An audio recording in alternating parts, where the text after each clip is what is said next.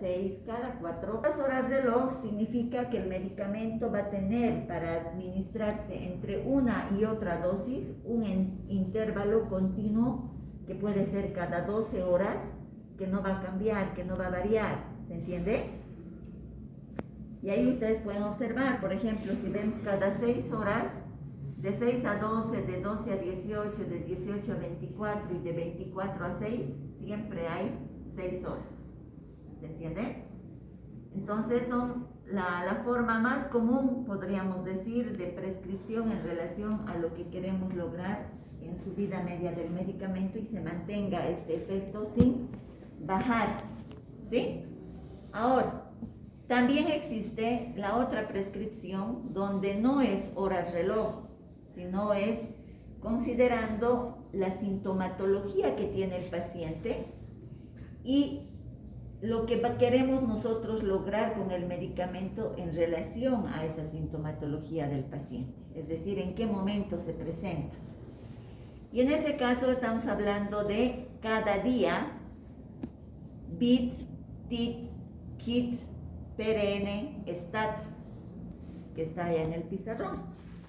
¿Sí? Entonces, cada día, por ejemplo, yo al paciente le quiero dar, le digo, usted va a tomar sus multivitaminas, una tableta cada día.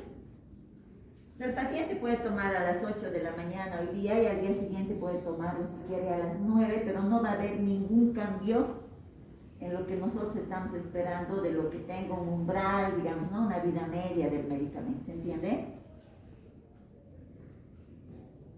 Cuando dice BID, lo mismo, 2 veces al día, pero no siempre va a tener esa interrelación de cada 12, por ejemplo. Puede tomar un medicamento, por ejemplo, a las 8 de la mañana y tomar el otro a las 6 de la tarde. ¿Sí? ¿Por qué? Porque el efecto no es necesariamente con un intervalo de tiempo en relación al tipo de acción que nosotros queremos del medicamento. Me puedo explicar, por ejemplo, con las insulinas. ¿Sí? Al paciente le decimos administrarse y ustedes van a ver, ¿no? 6, 0, 3. ¿Qué quiere decir? Que en la mañana le van a poner, es decir, antes de su desayuno, 6 unidades, en su almuerzo ninguna cantidad de medicamento y en su cena sí le van a poner otra vez 3 unidades antes de su cena. ¿Se entiende? Entonces, a eso se está dando la referencia de lo que es, por ejemplo, BID. ¿Sí? El ejemplo más clásico para que ustedes entiendan, y está acá, es en este que vamos a tomar, en este horario. Hay una paciente que tiene náuseas, ¿sí? Y las náuseas se refiere cuando van a su consulta y les dice, doctor, apenas siento el olor de comida, tengo náuseas, no puedo desayunar, no puedo almorzar, no me puedo servir mis alimentos.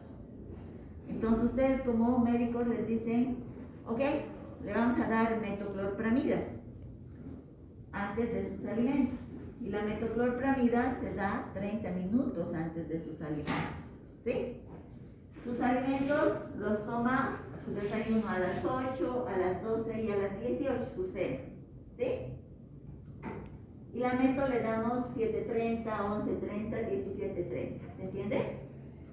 Si ustedes observan, la prescripción y la administración del medicamento, por ejemplo, está yendo no en relación a 8 horas, sino a lo que el paciente va a consumir un alimento y presenta esas náuseas. Y de 8 a 12 hay un intervalo solo de 4 horas. De 12 a 18 hay un intervalo de 6 horas.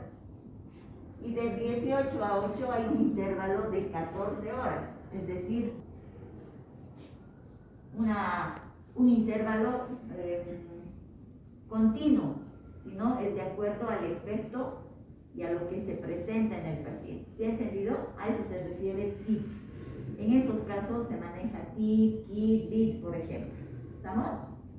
Ahora, cuando hablamos de PRN, hablamos de un medicamento administrado por razones necesarias, es decir, cuando el paciente lo necesite. ¿sí?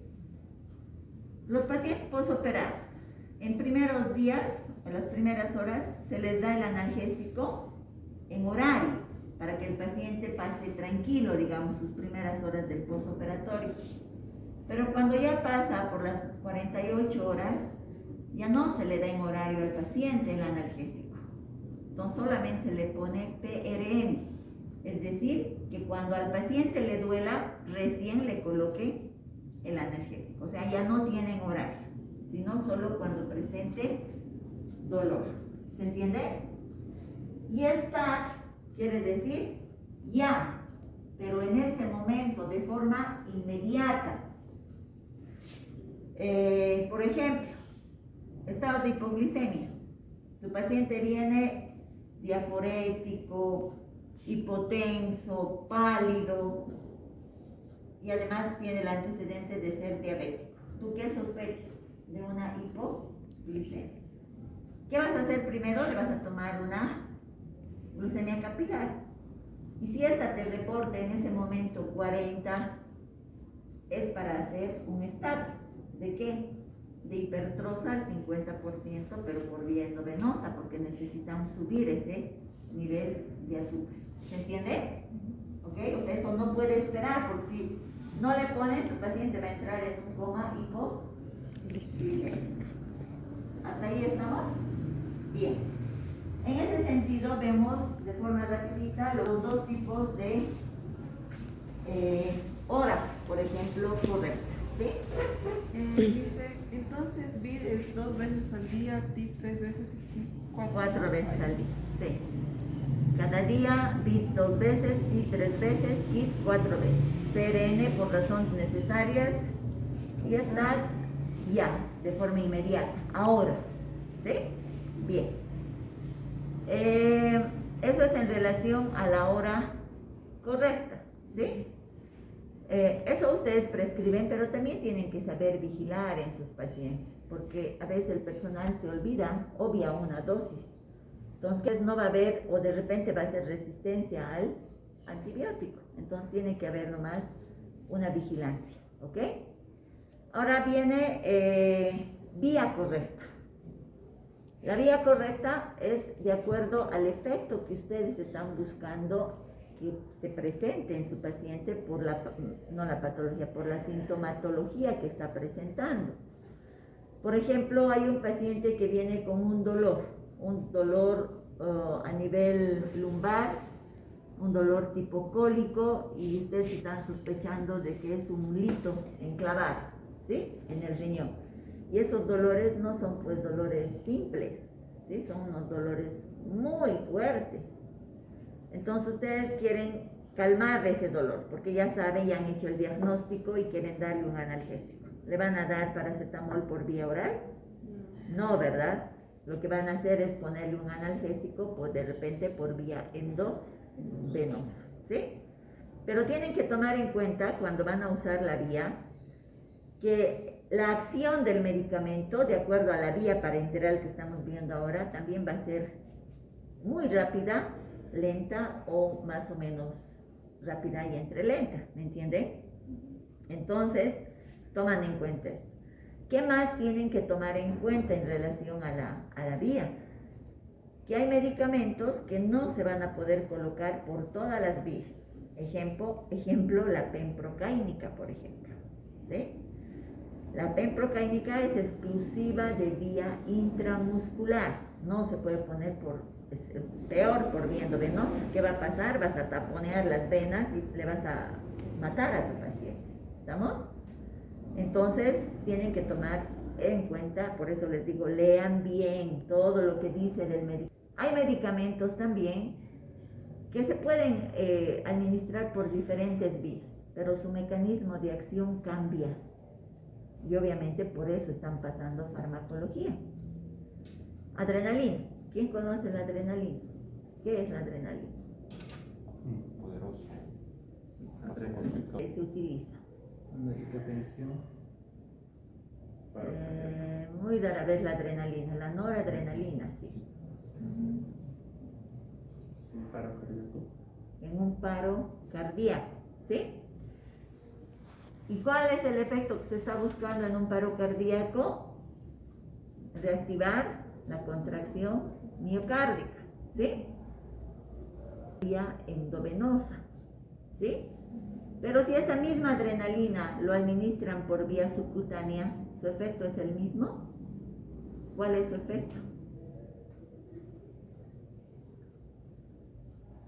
Broncodilatador. Fíjense, el mismo medicamento, pero la vía hace que su acción cambie. Por eso se utiliza en shock anafiláctico. ¿Se entiende? Entonces no puedo equivocarme, no el mismo medicamento colocar por diferentes vías porque sé que su acción va a... También es importante que ustedes tomen en cuenta la patología de base de su paciente, ¿sí? O los signos con los cuales está en ese momento ese paciente. Vamos a retomar a ese paciente que está con mucho dolor a nivel lumbar, ¿sí? Y hemos decidido ponerle un analgésico para que haga su efecto por vía endovenosa. ¿Estamos? ¿Qué analgésico le pusiera? Que conoce. Torolab, Tramadol, ¿sí? Hay varios que podremos seguir nombrando. Y ustedes dicen, le pondremos metamisol, ¿sí? ¿Y qué es el metamisol? ¿Solo es analgésico? Es antipirético también. Y su mecanismo de acción es provocar una vasodilatación, ¿sí? Por tanto, va a haber hipotensión en el paciente. Y si les dicen, tu paciente está con 80-50, ¿le ponen metamisol? Pues no, ¿verdad? Van a buscar otro tipo de analgésico para que no afecte su presión arterial de su paciente. Todo entra fármaco, va a entrar anatomía porque tengo que ver referencias, pacientes en hemodiálisis, y con ellos siempre existen muchos errores. Los pacientes en hemodiálisis, ¿qué hacen? Se hemodializan día por medio y reciben grandes cantidades de heparina, ¿sí? Por tanto, son pacientes anticoagulados, ¿sí? Y estos pacientes se descompensan con mucha facilidad y a veces se quedan después de su hemodiálisis internados. ¿Por qué? Sus complicaciones más importantes: infección de los catéteres, es decir, estado séptico, ¿sí? Y se internan por ser tratados por eso. ¿Y qué es el error más grande que cometen? Prescribirles analgésicos por vía intramuscular. ¿Correcto? ¿Qué dices, Juan Gabriel? No puede coagular bien, ¿no? Entonces, si le administramos por vía intramuscular, que es una zona con gran irrigación, podemos dañar varios vasos sanguíneos que no se van a colgar y va a sangrar. Ni siquiera grandes vasos. De capilares va a sangrar y se va a hacer grandes hematomas en este paciente. Esa es nuestra realidad, lamentablemente, ¿no? Entonces, por eso tienen que considerar quién es este paciente, qué tipo de tratamiento está recibiendo. ¿Está bien que escojamos esta vía? Por ejemplo, en este, no. ¿Qué le tienen que hacer la administración por vía endovenosa a este paciente? Por lo menos hasta que las primeras horas haya pasado de todo lo que significa la acción de la heparina que ha recibido ese paciente y no se formen hematomas. ¿Se entiende? Por ejemplo, a los pacientes mismos les ponen eritropoyetina, todas sus sesiones, ¿sí? Y a veces la técnica que manejan no es buena y los pobres pacientes están con sus moretones por todo lado. ¿Y eso es por qué? Porque justamente están anticoagulados y si no lo haces con delicadeza, con calma, siempre se va a formar esto. ¿Y qué significa que se formen hematomas? Pues disminuye la reabsorción, hay mayor lesión de estas capas y el mismo medicamento no se va a reabsorber al 100%, ¿verdad? Entonces consideren todo eso donado, digamos, ¿sí? Dice, nombre y apellido. No es el paciente de la cama 10, el paciente de la cama 5. Ah, ese pacientito, ese viejito que está al lado de la ventana, no es ese, ¿sí? Tiene nombre y apellido. Acostúmbrense a manejarse a los pacientes así porque así van a evitar cometer errores que todavía son frecuentes en los centros hospitalarios, ¿sí? Les cambian de camas continuamente en los pacientes, van de una sala a otra porque buscan espacios donde les corresponde, en la sala de su médico, por ejemplo, ¿no? Y les van cambiando a los pacientes. Entonces, al paciente que ustedes creen que está en esa cama, de repente ya no es el paciente al quien ustedes están yendo a realizar un procedimiento. Viene el registro, y el registro va en dos tiempos. Previa a la administración, en ese caso estamos hablando de la prescripción, ¿no? Donde ustedes van a anotar el medicamento, la dosis del medicamento, la vía, cada cuánto le van a poner a ese paciente. O sea, ¿quiénes deciden qué se le va a poner al paciente? Ustedes. Y si no saben fármaco, ¿cómo van a decidir? ¿Verdad? Por eso fármaco es lindo, hermoso. Encuéntrenle el gusto. Registro, ¿no? Registro. Ahora, el otro tiempo de registro es cuando ya se ha hecho la administración, también se tiene que registrar. Ahí va la firma también de quien ha administrado y si se ha presentado algún efecto secundario en el paciente, ¿sí? Para corroborar si realmente ese paciente ha recibido ese medicamento. Solamente, y eso para ustedes, en los casos de extrema emergencia, no van a hacer la prescripción previa del medicamento. Ahí vale la prescripción verbal. ¿Se entiende? Pero una vez pasada la emergencia, esa prescripción verbal tiene que registrarse. Es en la única excepción donde no hay previa prescripción escrita. ¿Se entiende? Eso cuidado que van al hospital, están de internos hasta residentes, pueden ser incluso R3, su firma no sirve, mientras no vaya respaldada por el médico de guardia. ¿Ok? Entonces, por decir, dice, ándale al paciente esta vía intramuscular, cada uno puede escoger el glúteo que mejor le guste.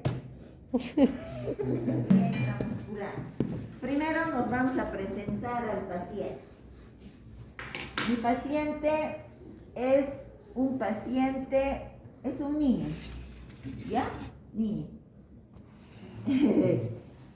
Cuando hay un niño, por ejemplo, tengo que ver que siempre la mamá, algún familiar, va a estar al lado del niño. En pediatría generalmente es porque nos ayuda, ¿sí? Lo tranquiliza. Tengo que saber que si yo voy y le digo, te voy a pinchar, el niño se va a escapar, ¿verdad? Entonces tengo yo que saber con quién y quién es mi paciente. Entonces voy con mi medicamento, voy a dejarlo lejitos para que él no vea que tengo una jeringa y una aguja y me presento. Hola, ¿cómo estás? ¿Qué te ha pasado, Marquito? Me duele mi casa. Oh, Marquito está enfermo, ¿no? ¿Cuál es tu apellido, sabes? Su mamá, ¿no? Entonces, quien me va a dar los datos para confirmar quién es el paciente es su mamá. Entonces, Marco, te voy a colocar una medicina, pero es como un piquetito de un zancudo. ¿Te ha picado alguna vez el zancudo? Así, te va a picar un poquito, ¿sí? Lo importante, no, papito, no. Pero no te vas a mover, ¿sí? Entonces hay niños que desde que ya les estoy hablando o ya han venido varias veces al hospital y hacen su show, ¿no? Entonces la mamá le va a agarrar a él, ¿ya? Entonces si es en su nalguita, por ejemplo, espérate, solo para que tengan la idea, porque el Marquito es Marcote. Ven, Celeste. Su mamá, yo soy la mamá ahorita, ¿sí? Y le digo, agachate, hija mía, voy a agarrar esto y voy a agarrar así, ¿ven? Es pequeña, ¿no? Ya es el estoto. La clave es agarrar su brazo y agarrar ahí, entonces le voy a dar a él, al enfermero, al quien le va a pinchar, que haga sus cuadrantes y chi, funciona, ¿se entiende? El bracito, igual, le digo, sentate, hija mía, pon tu brazo aquí, agarro, le hago, mira ya, apóyate en mí y hago esto, ¿se entiende? La vía intramuscular yo puedo poner, obviamente a nivel de deltoides, puedo poner a nivel glútea y puedo poner a nivel del vasto lateral. Si es niña, como en el caso de estos dos jovencitos, de Celeste o de ella, niño, estoy hablando menor de 2 años, vasto lateral, no glúteo, no glúteo, ¿sí? Vastos laterales. Ya cuando son mayores, mayorcitos, niños mayores, recién puedo considerar utilizar la zona glútea o la zona del deltoides. ¿Estamos? Recordamos que para la vía intramuscular, ángulo de 90. zonas, ya hemos dicho. Cantidad máxima, 5 ml. 5 ml, con excepción que puede ver de 10 hasta 15, pero la técnica cambia, la técnica en seco, ¿ya? ¿Qué más? Tengo que saber que cuando yo voy a agarrar para vía intramuscular, mi jeringa debo agarrar como lápiz, como para lanzar un dardo. Además, tengo que saber que mi bíceps ya no es abajo, es hacia arriba. ¿Se entiende? Perfecto. Entonces vamos a hacer. Si voy a hacerlo en la zona de deltoides, le digo, ponga en el pecho, voy a medir del acromion 4 dedos, línea media y 1 centímetro atrás y voy a pinchar a 90 grados ahí. ¿Se entiende? Justamente a nivel del deltoides. ¿Se entiende? Ahora, si es en la zona glútea, al paciente, para que relaje, porque la forma de relajar es esta, la musculatura, ¿sí? No en el hombro, estamos hablando en el pecho. Le voy a pedir que ponga la punta del pie y flexione la rodilla. ¿Se entiende? Al hacer esto, estoy relajando la musculatura, pero a la vez tengo una referencia para hacer las líneas y los cuadrantes. ¿Se entiende? Ok. Eso es en relación si el paciente está parado. Si el paciente está, ¿sí? Siempre va a estar en esa posición, ¿no? Ayer le decían, recostate y como en la playa, ¿no? O sea, en el hospital no va a estar como en la playa. Entonces le pido y le digo, cruce, le voy a levantar la baranda y le voy a pedir que se agarre de ahí. Su lápiz de y le digo, flexiona, ahí. Y obviamente voy a descubrir al paciente. ¿Se entiende? Ahora, cuando descubro, no necesito exponerlo todo, solo necesito ver esta partecita, nada más. Lo mismo cuando el paciente está parado, ¿no? A los viejitos generalmente les dice, a ver, le voy a pinchar, señor, descúbrase, y tú ya apenas estás terminando de hablar, todo está abajo y te dice, no tanto, ¿no? O sea, no es necesario, solo un poquito. ¿Estamos? Listo. Le ponemos en esa posición, vamos a suponer acá, ¿sí? Ahora realizamos, yo no tengo agüita, los cuadrantes. Son 3 líneas que nos van a ayudar a hacer los cuadrantes, ¿ya? La doblo en 4, quito el exceso del antiséptico y voy a empezar a hacer cuadrantes con 3 líneas, una vertical, una horizontal y una oblicua. ¿Cuál es el objetivo de hacer los cuadrantes? Justamente no puncionar en zonas donde hay la probabilidad de lesionar el nervio ciático o los grandes vasos, tanto venas como arterias. ¿Estamos? Entonces, hago la primera línea. Tomo un lado de un glúteo y ya se está estresando. Y divido en 2 mitades. Ahí. ¿Están viendo? Con la torunda estoy marcando. No es con marcador, solo con la torunda. Tengo 1 y 2. La segunda línea es horizontal. ¿De dónde a dónde? De la línea interglútea hasta justamente donde le hemos pedido que flexione, hasta la articulación coxo-femoral. No es sacro-femoral, ¿no? ¿Te acuerdas de ayer? Sí, sí. Cuadrantes tengo 1, 2, 3, 4. ¿Cuál de esos me interesa? Este cuadrante. Cuadrante superior externo. Me queda la tercera línea, la línea oblicua, que viene del promontorio del sacro hasta el trocánter mayor. ¿Qué quiere decir? Que voy a pinchar sobre la línea oblicua. Entonces, cuando yo les pregunte dónde va a pinchar, cuadrante superior externo sobre la línea oblicua. ¿Se entiende? Aquí arriba, unos 2 centímetros arriba de la línea. ¿Estamos? Ahí.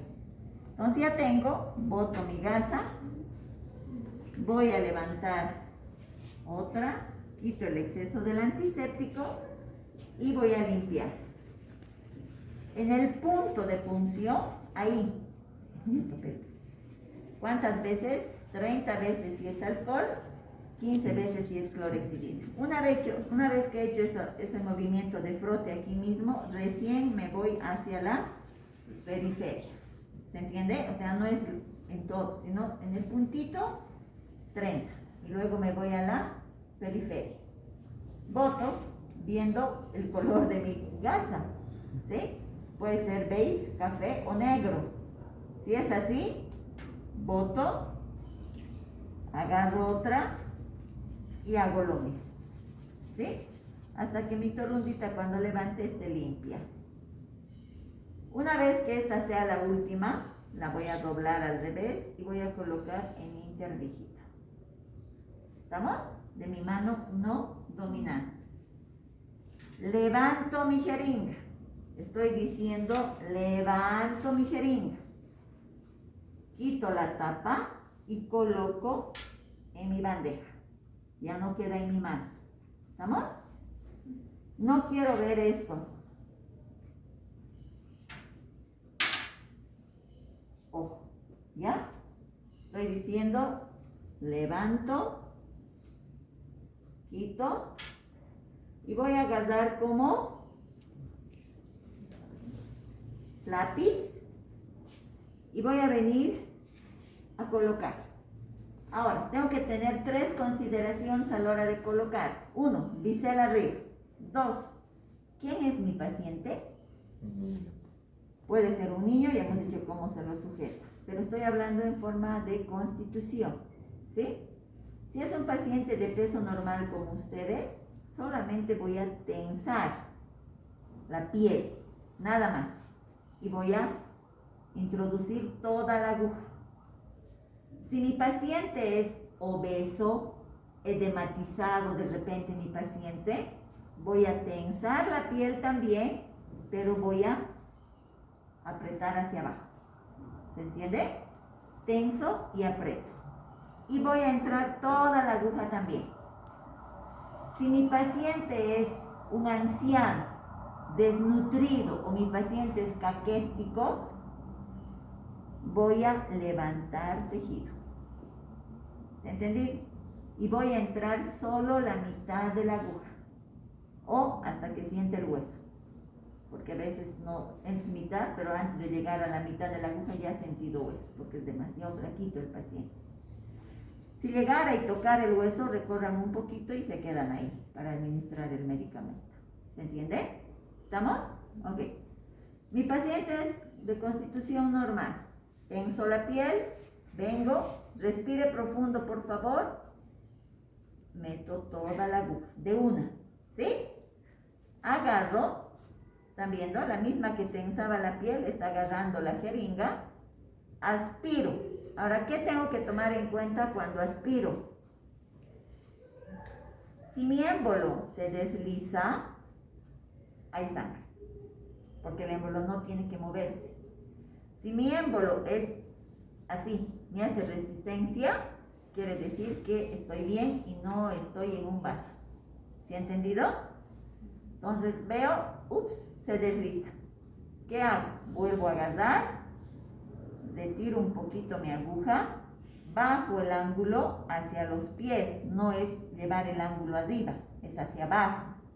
Bajo, vuelvo a entrar todo, vuelvo a aspirar, no hay sangre y miren, esta es la forma recién ahí de agarrar, inyecto, suave, no de golpe, sostengo, agarro la gasa, pero no aprieto, por favor no van a apretar, solo apoyo y saco de una.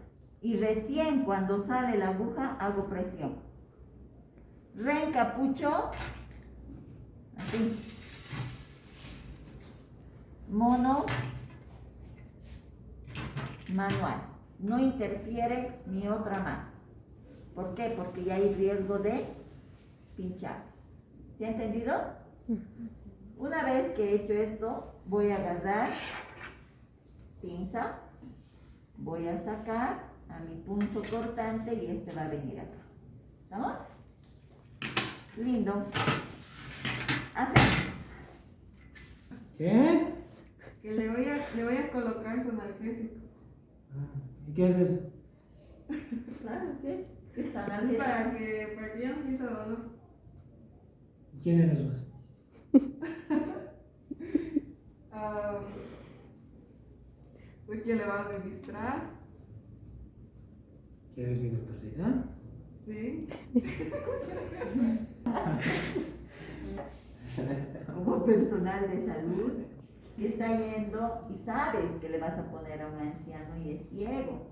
Entonces, tal vez no sabes que es psicoacústico también, ¿no? Entonces tu tono de voz, por este hecho que ya su ademán ya te decía que no escucha, ¿verdad? Tienes que decirle quién eres.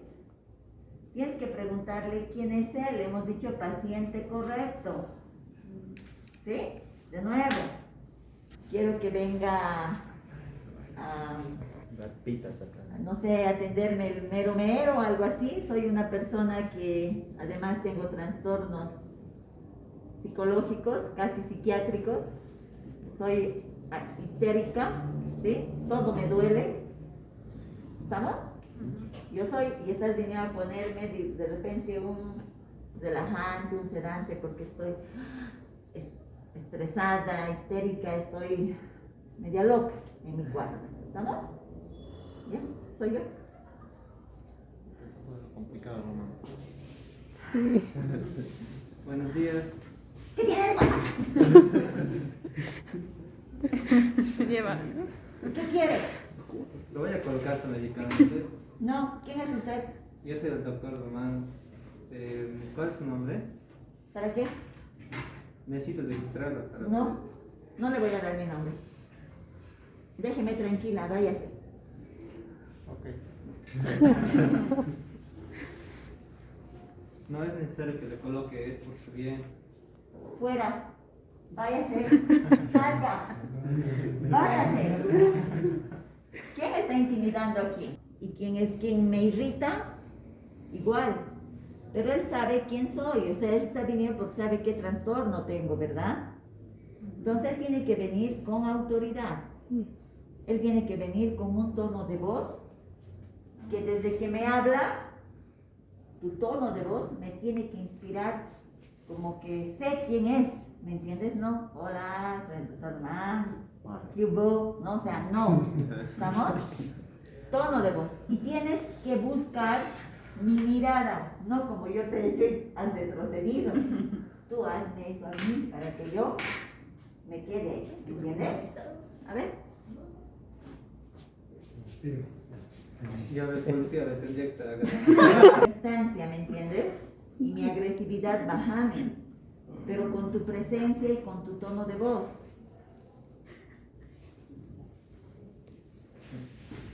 Buenos días, le voy a poner su medicamento. Buen día, ¿quién es usted? Yo ¿Qué soy quiere? el doctor Román. Le voy a poner su medicamento, necesito que se tranquilice. Es por su bien. ¿Cuál es su nombre? Marley, Ya, el... Marlene, ¿qué? no titubees, no titubeen, ¿se entiende? Yo siento así, y te voy a empezar a hacer papeles, porque estas también son manipuladoras. Se dan cuenta que eres débil y te voy a botar, ¿no? Hasta que generalmente pasa, van y le traen al médico de guardia, ¿no? ¿Ya qué medicamento? ¿O qué le pincharon anteriormente que le hizo sentir mal? Me han puesto la Novalgina. ¿Qué es eso? Pero no... ¿Qué me va a poner, doctor? Tienes que quitarte. Agua titilada. A ver... Tienes que preguntar qué medicamentos has presentado, alergia, yo le voy a poner esto. ¿Alguna vez le han colocado este medicamento? Yo te digo no, entonces ¿qué haces? Primera vez que me van a colocar y a todo parece que tengo alergia, entonces ¿qué haces? Como va a ser primera vez, no creo que le pase nada. O No. más bien hay probabilidad de que me pase. Claro. Hacer una prueba. De repente, sí, primero hacer una prueba de sensibilidad, ¿no? Entonces, es una alerta. A veces en los antecedentes no sacan, no les dicen eso cuando ustedes están haciendo la anamnesis. Entonces, yo te estoy diciendo, ve, pedí una prueba de sensibilidad para después hacer la inyección, ¿no? Diferente que el ángulo de inyección es a 45 grados, ¿verdad? Cantidad máxima del medicamento, 3 ml. Zonas donde se va a inyectar: brazos, periumbilical, muslos, infraescapular. Infraescapular. ¿Sí? Sí. Infraescapular. Vamos a hacerlo nosotros ahora periumbilical. Del ombligo a unos 3 a 5 centímetros alrededor se hace la administración, en sentido de las manecillas del reloj. ¿Qué es lo que voy a hacer? Voy a agasar y voy a limpiar, lo mismo, hacia la periferia. Mi gasa, que ya está limpia, la voy a volcar y la voy a colocar entre mi interdígito.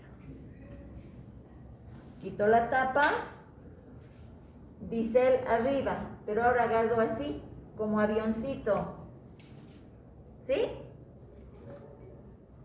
Voy a venir y voy a hacer pliegue. Por eso se caracteriza esta vía, por hacer pliegue.